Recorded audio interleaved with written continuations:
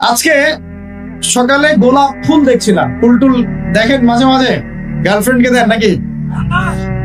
ওয়াইফকে দিবেন। কাকে দিবেন? বাসায় ওয়াইফকে দিবেন। ওয়াইফকে দিবেন, দিয়ে ভালোবাসার এজহার করবেন, বলবেন আমি তোমাকে অনেক ভালোবাসি। মেয়েরা এগুলোই চায় যে আপনি তাকে প্রশংসা করেন, ভালোবাসেন, আদর মহব্বত করেন। তারা এগুলোই মনে মনে চায়, হয়তো আপনাকে তারা বলে না, কিন্তু তারা এটাই চায়। যদি আপনি করতে পারেন, ইনশাআল্লাহ তারা আপনার কন্ট্রোলে থাকবে। যদি কাঠখোট্টা হয়ে থাকেন সাংসারিক জীবনে, তাহলে দেখবেন রসকস কমে গেছে। তখন স্ত্রীও খুঁজবে আরেকটা হ্যান্ডসাম ছেলে, হ্যাঁ, ফোনে, ওই কলিগের ওখানে, ব্যাংকে, অন্যান্য জায়গায়। এখন তো ফ্রি মিক্সিং এর যুগ। বাসায় স্বামী থাকবে, বাইরে একটা ছেলে প্রেম হবে। আবার দেখা যাবে আপনারও মন উঠে যাচ্ছে, আপনার কাছে আপনার নিজের স্ত্রীকে ভালো লাগছে না, অন্য মেয়েকে ভালো লাগছে। সাংসারিক জীবনটাকে মধুর রাখার জন্য নবী সাল্লাল্লাহু আলাইহি ওয়াসাল্লামের সুন্নাতগুলো পালন করতে হয়। স্ত্রীকে হাদিয়া দিবেন, তোহফা দিবেন, ভালোবাসবেন, এবং সে আপনাকে কষ্ট দিবে এটা ধরে নেবেন। সে আপনাকে সারা জীবন কষ্ট দিবে এটা আপনি মাথায় সেট করে নেবেন।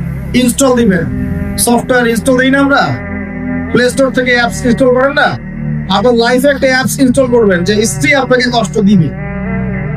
তখন আপনার কাজ হচ্ছে মান সামাতা নাজা, যে ব্যক্তি চুপ থাকবে সে নাজাত পাবে। আর যদি আপনি চাপ দিতে চেষ্টা করেন, তাহলে এই সম্পর্কটা ভেঙে যাবে। একটা হাদিস বলে দিই, যেহেতু প্রসঙ্গটা এসে গেছে, যে ইবলিসের সিংহাসন হচ্ছে মহাসাগরের উপর। কোথায়? মহাসাগর। ইবলিস দিন শেষে ওর সব চেলাচামুন্ডাকে ডেকে বলে যে তোমরা আজকে কি করছো? একজন বলে যে আমি আজকে একজনকে মদ খাওয়াই দিছি, একজনকে আমি আজকে জেনা করাই দিছি, একজনকে আমি খুন করাই দিছি। ইবলিস বলে যে আসলে কিছুই করো নাই তোমরা। একজন এসে বলে যে আমি আজকে অমুক পরিবারের মধ্যে স্বামী স্ত্রীর মাঝখানে বিচ্ছেদ ঘটাই দিছি। তখন ইবলিস তাকে কাছে ডেকে নিয়ে আসে, নিয়ে এসে মেডেল পরায় দেয়, গোল্ড মেডেল দিয়ে বলে যে হ্যাঁ তুমি একটা কাজের কাজ করছো। দেখলে ইজহার করবেন, পরিবার সুন্দর হবে ইনশাআল্লাহ। আমরা দোয়া করি আল্লাহ পাক আমাদের পরিবারগুলোকে জান্নাতি পরিবার বানিয়ে দিন, স্বামী স্ত্রীর মধ্যে মিল মহব্বত বাড়িয়ে দিন। আসলে স্ত্রীর জন্য স্বামীর চেয়ে আপন কেউ হয় না, আর স্বামীর জন্যও স্ত্রীর চেয়ে আপন কেউ হবে না। আবার স্ত্রীর অধিকার দিতে গিয়ে মাকে আবার ফেলে দিয়েন না, যার যার অধিকার তার তার জায়গায় সমানভাবে দিবেন ইনশাআল্লাহ। আপনি ইনসাফ কায়েম করবেন। মনে রাখবেন যে পুরুষ মানুষ কিন্তু বোকা। পুরুষ মানুষ কি কারণ কি জানেন? সারা জীবন তারা স্ত্রী সন্তান পরিবার পরিজন সবার জন্য অনেক কিছু করে ঠিকই, এবং এগুলো করতে গিয়ে তারা আল্লাহর পথ থেকে দূরেও সরে যায়, নামাজ ছেড়ে দেয়, কমিয়ে দেয়, আমল কমে যায়, দুনিয়ার ব্যস্ততা বেড়ে যায়। শেষ বয়সে সেই পুরুষ আবার একা হয়ে যায়। আল্লাহ রাব্বুল আলামিন আমাদের সবচেয়ে আপন সত্তা, বাকিরা আমাদের দুনিয়ার প্রয়োজন। এটা মাথায় রেখে চলতে হবে। আল্লাহ তৌফিক দান করুন, আমিন। বলছিলাম ইজহারের কথা, এই যে আকাশের তারার কথা বলেছি, স্ত্রীকে নিয়ে মাঝে মাঝে আকাশের তারা দেখবেন, এটা সুন্নত। স্ত্রীকে নিয়ে রাত্রেবেলা একটু হাঁটাহাঁটি করেন, গল্প গুজব করেন, সুন্নত। অনেক সুন্নত কিন্তু উঠে গেছে এখন। মাঝে মাঝে খেতে বসবেন, একটা প্লেটে খায়েন। বাসায় কি একটা প্লেট আছে? সব তো সেপারেট প্লেট। একটা প্লেট, বড় প্লেট, এরকম বড় প্লেট আছে বাসায়? প্লেট বুঝতে পারছেন কিনা? থালা থালা, এক প্লেটে খাওয়ার অভ্যাস করেন। নবী সাল্লাল্লাহু আলাইহি ওয়াসাল্লামের একটা হাদিস এমনও আসছে, আয়েশা রাদিয়াল্লাহু আনহা সম্পৃক্ত, একসাথে গোসলও করেছেন তারা। চিন্তা করা যায় এখন? একসাথে গোসল করেছেন। আয়েশা রাদিয়াল্লাহু আনহা বলতেন যে আমার হাতের সাথে নবী সাল্লাল্লাহু আলাইহি ওয়াসাল্লাম হাত টাচ লাগতেছিল পানি নেওয়ার সময়। আমরা কারাকারি করতেছি পানি নেওয়ার সময়, কে আগে পানি নিবে? ইসলাম এর মধ্যে সবকিছু সমাধান নাই। যদি আমরা সত্যি জানতাম যে ইসলাম কি জিনিস, আমরা কোশ্চিন গেলেও পশ্চিমাদের কাছে হাত পাততাম না। ইসলাম এমন একটা religion, complete code of life, যেখানে প্রতিটা বিষয়ের হেদায়েত আছে, এমনকি পরিবারের এই ছোট ছোট বিষয়গুলো। স্ত্রীকে মাঝে মাঝে হাতে খাইয়ে দিবেন, সুন্নাত, নেকি পাবেন। সবচেয়ে উত্তম খরচ সেটা, যেটা আপনি আপনার পরিবারের পিছনে করেন। আকাশে মাঝে মাঝে তারা এবং চাঁদ দেখবেন স্ত্রীকে নিয়ে। এইখান থেকে কথা এদিকে এসেছে। কেন তারার সাথে তুলনা করছি জানেন? তারাগুলো শুধু তারাই নয়, যারা অ্যাস্ট্রোনমি সম্পর্কে কিছু পড়াশোনা করেছে তারা জানে যে এই তারাগুলোর পজিশন এত নিখুঁত যে একটা যদি সামান্য ডানে ভাবে সরে যায়, একটু 19-20 হয়ে যায়, মহাবিশ্বের এই মহাবিশ্বের যে মাধ্যাকর্ষণ শক্তি, অভিকর্ষ বল, এটা কলাপস করে ভেঙে পড়ে যায়। পৃথিবী আর চাঁদের ডিস্টেন্স আছে না? চাঁদ যদি একটু পিছিয়ে যায়, হ্যাঁ, এই জোয়ার ভাটা যেটা হচ্ছে সমুদ্রে, এটার ভারসাম্য নষ্ট হয়ে যাবে। সূর্য আর পৃথিবীর একটা ডিস্টেন্স আছে না? সূর্য যদি এক ইঞ্চি সামনে চলে আসে, এক হাত সামনে চলে আসে, পৃথিবীর অর্ধেকের বেশি অংশ মরুভূমি হয়ে যাবে। আর যদি সূর্য এক হাত পিছনে চলে যায়, অল্প একটু পিছনে চলে যায়, তাহলে পৃথিবীর একটা বড় অংশ বরফে ঢেকে যাবে। কোন সত্তা এত নিপুণ ভাবে এগুলো সৃষ্টি করেছে? এখন নাস্তিকরা বলছে তো আল্লাহ বলে কেউ নাই। তাদের ধারণা এগুলো এত নিপুণ ভাবে মহাবিশ্বটা অটোমেটিকলি হয়ে গেছে, এমনি এমনি।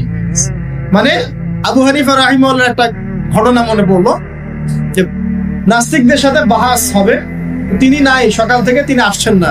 তো নাস্তিকরা খুব উৎফুল্ল, জিন্দিক তারা খুব উৎফুল্ল যে আজকে বাহাসে আমরা জিতে গেছি, আবু হানিফা রাহিমাহুল্লাহ তো নাই। আচ্ছা, আবু হানিফা রাহিমাহুল্লাহর আসল নাম কি বলেন দেখি? ওলামা কেরাম কেউ বলবেন না, আমি ইয়াং জেনারেশনের দৃষ্টি আকর্ষণ করছি। বলেন। নোমান বিন সাল। যাক, না বলতে পারলে ঠকতাম কিন্তু। কত হিজরিতে জন্মগ্রহণ করেছেন বলেন? মায়ের দেওয়া দরকার এদেরকে। কত হিজরিতে? 80 হিজরিতে। ইন্তেকাল কত হিজরি? 150। আর্জেন্টিনার স্ট্রাইকারের নাম কি বলেন? এই তো, এই হচ্ছে অবস্থা আমাদের ভাই। ব্রাজিলের স্ট্রাইকারের নাম কি? গতকালকে বাংলাদেশের ম্যাচে কে ভালো খেলেছে? শাবাশ, সুবহানাল্লাহ। ভাই, আমি বলছি না যে দুনিয়া সম্পর্কে জ্ঞান রাখবেন না, কিন্তু ইসলামের জ্ঞান বিসর্জন দিয়ে দুনিয়ার জ্ঞান অর্জন করে কোনো লাভ, বরং এগুলো আমাদের পরকালে ক্ষতির কারণ হবে। দেখুন, আল্লাহ পাক কোরআনে এই তারাগুলোর পজিশনের কসম করেছেন। কোরআনের আয়াতগুলোকে আকাশের তারার সাথে তুলনা করা হচ্ছে কেন? কারণ তারাগুলো আপনাকে পথ দেখাবে। কি দেখাবে? আপনি তারাগুলো মিলাতে পারলে ডাইরেকশন খুঁজে পাবেন। মনে করেন আপনার কাছে কোনো ঘড়ি নাই, কোনো মোবাইল ফোন, কিচ্ছু নাই, আজকে থেকে আপনি 1000 বছর আগে চলে গেছেন। এখন সমুদ্রে আপনি যাত্রা করতেছেন, আপনি দিক চিনবেন কিভাবে? কোনটা পূর্ব, কোনটা পশ্চিম? রাতের বেলা আপনি কেমনে চিনবেন কোনটা পূর্ব, কোনটা পশ্চিম, কোনটা উত্তর, কোনটা দক্ষিণ? তারা দেখে চিনতেন। কিভাবে চিনতেন? আকাশের তারা দেখে আগেকার নাবিক যারা ছিলেন, সেইরা তারা দিক চিনতেন। এই তারাগুলোকে দিক নির্দেশক বলা হয়। ঠিক একইভাবে কোরআনের আয়াতগুলো যদি আপনি একটার সাথে একটা হারমোনিয়াসলি মিলাতে পারেন, আপনি পথ খুঁজে পাবেন ইনশাআল্লাহ। এই জন্যই বললাম যে আকাশের তারার সাথে কোরআনের আয়াতগুলোকে মেলানো, উপমা দেয়া যায়। তো এইখানে বলতে গিয়ে এসেছিলাম যে দুইজন নবীকেই কিন্তু আল্লাহ রাব্বুল আলামিন কি বলেছেন? খলিফা। আদম আলাইহিস সালামকেও খলিফা বলেছেন, দাউদ আলাইহিস সালামকে কি বলেছেন? খলিফা। এখন বলেন তো, খলিফা কাকে বলে? যে কাপড় সেলাই করে, আমাদের সমাজে বলে যে উনি খলিফা। খলিফা মানে দর্জি। খলিফা কে? এটা কে সবচেয়ে ভালো উত্তর দিতে পারবে? আমি না আল্লাহ? আমরা না আল্লাহ? আল্লাহ পাক কি বলছেন শুনুন। আল্লাহ পাক সূরা সাদের মধ্যে বলছেন। কোন সূরা? সাদ একটা সূরাই আছে। এই সূরার মধ্যে 24 থেকে 26 নম্বর আয়াত পড়ে দেখবেন। আল্লাহ পাক বলছেন, ইয়া দাউদ, হে দাউদ আলাইহিস সালাম, ইন্না জাআলনাকা খলিফাতান ফিল আরদ। হে দাউদ, আমি বা আমরা তোমাকে পৃথিবীতে খলিফা করেছি। কি করেছি? তোমার কাজ কি? তোমার কাজ হচ্ছে ফাহকুম বাইনান নাস বিল হক। তোমার কাজ হচ্ছে মানুষের মাঝে, এই যে জনসাধারণের মাঝে হকের মানদণ্ডে বিচার ফয়সালা করবে। সুবহানাল্লাহ। একজন খলিফার কাজ কি তাহলে? জনসাধারণের মাঝে হকের মানদণ্ডে, ন্যায়ের মানদণ্ডে বিচার ফয়সালা করলে সে আল্লাহর খলিফা হবে। যদি অন্যায়ের মানদণ্ডে বিচার ফয়সালা করে, সে শয়তানের খলিফা হবে। কথা কি বুঝতে পারছেন? এই খলিফা শব্দ আল্লাহ পাক প্রয়োগ করেছেন দাউদ আলাইহিস সালামের ক্ষেত্রেও এবং আদম আলাইহিস সালামের ক্ষেত্রেও। আদম আলাইহিস সালামকে আল্লাহ পাক কি বলছেন? ওয়া ইয ক্বালা রাব্বুকা লিল মালাইকা ইন্নী জাঈলুন ফিল আরদি, বলেন খলিফা। তাহলে আদমকেও খলিফা বললেন না আলাইহিস সালাম? তো আদম আলাইহিস সালাম পৃথিবীতে এসে কি আল্লাহর বিধান ছাড়া অন্য কারো বিধান দিয়ে বিচার ফয়সালা করেছেন কিনা? আর দাউদ আলাইহিস সালাম যখন জেরুজালেমের বাদশা ছিলেন, সেখান থেকে তিনি কি আল্লাহর বিধান ছাড়া অন্য কোনো বিধান দিয়ে ফয়সালা করেছিলেন কিনা? উত্তরটা আল্লাহ পাক সূরা মাইদায় উল্টা কথা বলছেন। আল্লাহ পাক বলেন, ওয়ামান লাম ইয়াহকুম বিমা আনজালাল্লাহ ফাউলাইকা হুমুল কাফিরুন। এটা 44 নম্বর আয়াত। 45 এ বলছেন ফাউলাইকা হুমুল ফাসিকুন। 47 এ গিয়ে বলছেন ফাউলাইকা হুমুজ জালিমুন। তিনটা বলছেন, বা প্রথমে কাফিরুন, তারপর জালিমুন, তারপর ফাসিকুন। তিনটা কথাই আল্লাহ বলছেন যে ব্যক্তি বা যারা আল্লাহর নাজিলকৃত বিধান দ্বারা বিচার ফয়সালা করছে না, তারা ফাসিক, তারা জালেম, তারা কাফির। কে বলেছেন? আমাদের কথা। এখানে দুটো বিষয় চলে আসবে। এক, কেউ যদি মনে করে যে আল্লাহর বিধানগুলো এই যুগে চলে না, ওই যুগে চলতো, এই যুগে চলে না, এই যুগে আমরা যা বুঝি এটাই সেরা, তাহলে নিঃসন্দেহে সে কুফরিতে লিপ্ত আছে। কোনো সন্দেহ আছে?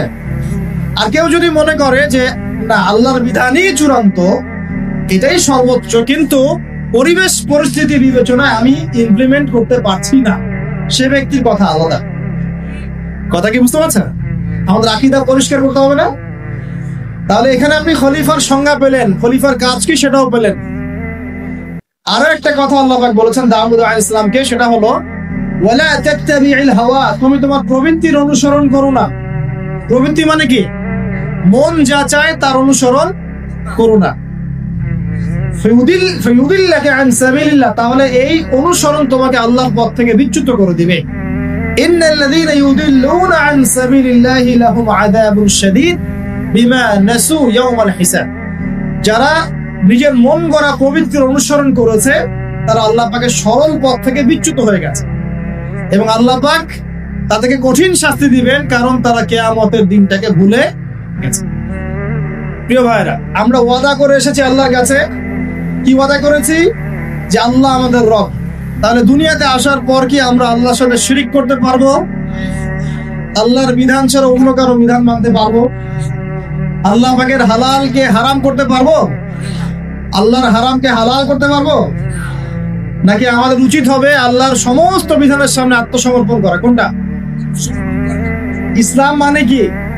বলবে শান্তি। ঠিক আছে, শান্তি একটা শব্দের অর্থ হয়। ইসলাম শব্দের প্রকৃত অর্থ হচ্ছে আত্মসমর্পণের মধ্য দিয়ে শান্তি অর্জন কর। আল্লাহর হুকুম আহকামের সামনে আত্মসমর্পণের মধ্য দিয়ে কি করা? শান্তি অর্জন। আত্মসমর্পণ কেমন হবে?